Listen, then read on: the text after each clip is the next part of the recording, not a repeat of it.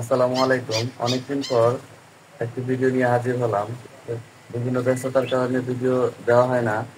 তো আজকে সকালবেলা জলপাইগুড়িতে যখন আমি চোখের পাশে খামার বা আমার ছোট্ট একটি খামার আছে, সেই খামারে এসেছে, তখনই কিছু আসামি ধরা পড়ে। তো সেই আসামিগুলোই আপনাদের কাছে দেখাচ্ছি।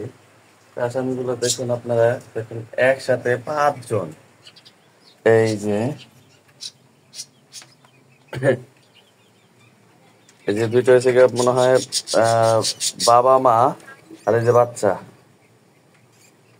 বাবা মা সহ, মানে পুরো ফ্যামিলিটাই চোর। মা, ভয় পাইছি, ভাবছি ছুটে গেছে গা। আল্লাহ, তো এই সব অবস্থা। আমি আবার এদেরকে খুব ভয় পাই, তারপর সাহস করে আজকে ভিডিও করলাম। রাত্রেবেলাও ধরেছিলাম, তো ভাবলাম আপনাদেরকে আজকে দেখাই। তো আমার ছোট্ট একটি খামার,